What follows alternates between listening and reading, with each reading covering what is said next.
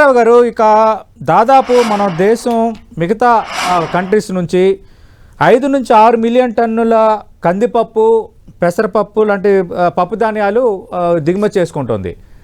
మనకు తెలుసు కదా, ఇప్పుడు మొక్క లేనిదే ముద్ద దిగదు అన్నది ఒక ఎత్తు అయితే, పప్పు లేనిదే ముద్ద దిగదు అనేది కూడా అంతే కీలకం. ప్రతిరోజు మన ఇంట్లో ఏదో ఒక రకమైన పప్పు, ఆకులు వేసుకున్న పప్పు, లేదంటే ప్లెయిన్ ఏదో ఒక పప్పు అనేది వండుకోవడం కామను.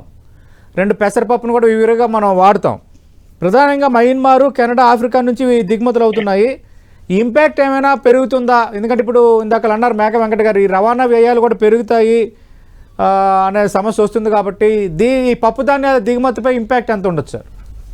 ఉంటుంది సార్. ఇంపాక్ట్ ఎంత ఉంటుంది అనేది నేను ఇమీడియట్ గా చెప్పలేను, కానీ హోర్ముజ్ నుంచి అటు నుంచి వచ్చే ఉన్నాయి కదా, ఇంకా అవతల పక్క నుంచి హోర్ముజ్ నుంచి రావాల్సిన మిడిల్ ఈస్ట్ ప్రాంతం నుంచి ఎఫెక్ట్ పప్పు ధాన్యాల మీద ఉంటుంది. దాన్ని కొంత బియ్యం ధరలు అయితే పెరగవు. ఇందాక చెప్పారు కదా, బియ్యం మనకి ఇక్కడ లోకల్ సప్లై కావాల్సినంత ఉంది. అది బయటికి పోవటం వల్ల, ఇన్ఫాక్ట్ ఎగుమతులు తగ్గటం వల్ల అక్కడ కొంత ధర తగ్గిన ఆశ్చర్యం లేదు. వ్యాపారస్తులు తగ్గించాలి, అది వేరే విషయం. కానీ అయితే ఏంటంటే పప్పు ధాన్యాల ధరలకి కొంత ఎఫెక్ట్ ఉంటది. ఎందుకంటే ఆల్రెడీ మనం పప్పు ధాన్యాల విషయంలో వీఆర్ నాట్ సెల్ఫ్ సఫిషియెంట్, ఇప్పటికీ దిగుమతి చేసుకుంటున్నాం. ఆయిల్ విషయంలో అయితే సెల్ఫ్ సఫిషియన్సీ కావాలని చాలా ప్రయత్నం చేసి కూడా ఇప్పటికి కూడా 88% ఆయిల్ ఇంకా దిగుమతి చేసుకుంటున్నాము. పప్పు ధాన్యాల కదా కూడా అదే, ఎప్పుడు సెల్ఫ్ సఫిషియన్సీ అంటాం, సెల్ఫ్ సఫిషియన్సీ ఎప్పటికీ రావటల్లా, ఇప్పటికీ దిగుమతి చేసుకుంటాం. కాబట్టి ఆ దిగుమతిలో అది కూడా ఎఫెక్ట్ అవుతాయి. అదే కాదు, మీరు మనం దిగుమతి చేసుకునే, మనం కొనే, మనం మనదినే మాట్లాడుకుంటున్నాం. మనం ఎక్స్పోర్ట్ చేసి చాలా పెద్ద ఎత్తున మన ఎక్స్పోర్ట్స్ మిడిల్ ఈస్ట్ కి వెళ్ళే ఎక్స్పోర్ట్స్ చాలా భాగం, అంటే నాకు తెలిసి అయితే మన ఎక్స్పోర్ట్స్ 13.5% దాకా, 13.2% ఆర్ 5% ఎఫెక్ట్ అవుతాయి. ఇప్పుడు అంటే 36,000 కోట్ల రూపాయల మేరకు మన ఎక్స్పోర్ట్స్ మిడిల్ ఈస్ట్ ప్రాంతంలోని దేశాలకి ఈ వార్ వల్ల ఎఫెక్ట్ అవుతాయి. ఎక్స్పోర్ట్స్ వెళ్ళవు, దానివల్ల కూడా సమస్యలు ఉంటాయి. సార్, మరి డ్రై ఫ్రూట్స్ సంగతి ఏంటి సార్? ప్రధానంగా మనం మోస్ట్లీ మిడిల్ ఈస్ట్ కంట్రీస్ నుంచే ఈ జీడిపప్పు, బాదం, పిస్తా, తర్వాత రకరకాల కొన్ని సుగంధ ద్రవ్యాలకు సంబంధించిన కూడా మనం దిగుమతి చేసుకుంటున్నాం. వంటలు ఎఫెక్ట్ అయ్యి ధరలు బాగా పెరుగుతాయి. అసలు ఆల్రెడీ పెరుగుతున్నాయి ధరలు బాగా. కొన్ని కోకో లాంటి, అసలు అది వేరే కారణం, కానీ ఏదైనా కొన్ని ధరలు అయితే భారీగా పెరిగిపోయింది సార్. ఈ కొద్ది కాలంలోనే విపరీతంగా ధరలు పెరిగినాయి చాలా. వాటి ప్రజలు భరించలేని స్థితిలో, డ్రై ఫ్రూట్స్ ప్రజల నిత్య జీవితంలో మనం అనుకుంటాం డ్రై ఫ్రూట్స్ మనకి కొంత మధ్యతరగతి, ఉన్నత మధ్యతరగతి, ఆ పై మధ్యతరగతికి అది పెద్ద విశేషం కాదు. కాబట్టి డ్రై ఫ్రూట్స్ మనకి ధర పెరగటం సమస్య అనుకుంటాం, కానీ దేశంలో మెజారిటీ ప్రజానికానికి డ్రై ఫ్రూట్స్ ఆర్ ఎనాథిమా రేంజ్, పెద్ద ఇష్యూ కాదా ఇవాళ. కాకపోతే పెరుగుతాయి, పెరగటం అయితే పెరుగుతాయి. పాపారావు గారు ఏదో మాట్లాడుతున్నారు సార్?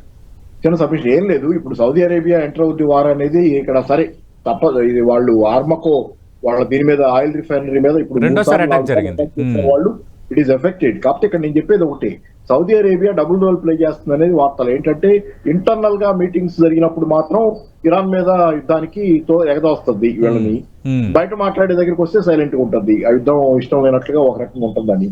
ఇక్కడ ఏంటంటే double role, dual role play చేస్తున్న వాళ్ళలో సౌదీ అరేబియా కూడా ఉందనే వార్తలు కూడా కొన్ని ఉన్నాయి. అంటే ఫైనల్ గా ఎప్పటికల్లా ఇది చల్లారొచ్చు సార్? 4 వారాలని ట్రంప్ అంటున్నాడు కదా, నిజంగా 4 వారాల పాటు కొనసాగే అవకాశం ఉందా? ఎందుకంటే యుద్ధం ఇంకెన్ని రోజులు ఎక్కువ సాగితే అంత ఇంపాక్ట్ మన ఆర్థిక వ్యవస్థ మీద ఉంటుంది, మన దిగుమతుల మీద ఉంటుంది. మనం ఇప్పుడు మాట్లాడుకుంటున్న ఈ టాపిక్ సంబంధించిన అన్ని అంశాలపైన ఉంటుంది. మీ అంచనా అంటే ఎప్పటికల్లా కొంత కన్క్లూజన్ అవ్వచ్చు? మధ్యలో ఇందాక మేక వెంకట గారు అన్నట్టుగా ట్రంప్ కొంత ఏమైనా సమస్య ఎదుర్కొంటున్నాడా, కొంత వెనక్కి తగ్గే ఛాన్స్ ఉందా?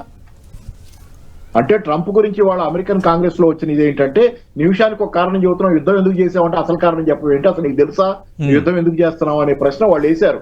బియాన్ టీవీలో చూశాను ఇందాకే, వాళ్ళు వేస్తున్నారు, అసలు యుద్ధం ఎందుకు చేస్తున్నావు నీకు తెలుసా, నిమిషానికి ఒక కారణం చెబుతున్నావు, ఇందుకు చేస్తున్నాను నీకే తెలుసా, తెలీదా అనే ప్రశ్న వేస్తున్నారు. అందుకని మతి లేని వాడి చేష్టలాగా ట్రంప్ ఎందుకు చేస్తున్నాడు, ట్రంప్ కు తెలుసా లేదా, లేకపోతే హిడెన్ ఎజెండా ఉందా?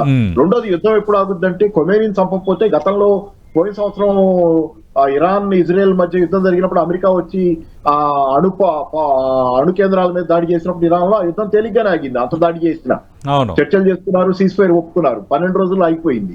అప్పుడు తేలిగ్గానే ఒప్పుకున్నారు, అటు ఇటు అందరూ ఒప్పుకున్నారు. కానీ వాళ్ళ కొమేని మీద మీరు చేశారు చూసారు, కొమేనిని చంపారు కదా, దానివల్ల ఆ యుద్ధం ఆగే అవకాశాలు తగ్గినాయి. ఎందుకంటే అది ప్రజల్లోకి బాకింది యుద్ధం. ఈ రోజు ప్రజల్లో కోరుకుంటున్నారని అదే చెబుతుంది ఇరాన్. ఏం చెబుతుంది, రివెంజ్ ఈజ్ అవర్ డ్యూటీ అంటుంది, ప్రతీకారం మా కర్తవ్యం అంటుంది. ఎందుకంటే ప్రజలు ఆ స్థాయిలో ఆగ్రహంగా ఉన్నారు ఇరాన్ లో. సో కాబట్టి యుద్ధం ఆగుద్దంటే మరి చర్చలకే రానంటుంది కదా ఇరాన్. చర్చలకి రమ్మంటే చర్చలకే రా, వాళ్ళు వెనకాల ఏం అడుగుతున్నారో మరి, కానీ చర్చలు గిచ్చలేవు, నేను ఇలా చేస్తానే ఉంటాను, మిమ్మల్ని సంగతి చూస్తాను అంటారు. మరి యుద్ధం ఆగటం అంటే ఏమవ్వాలి, ఎవరో ఒకళ్ళు పూర్తిగా అలసిపోయో అంతా అయిపోయో ఆగాలి యుద్ధం అంతే.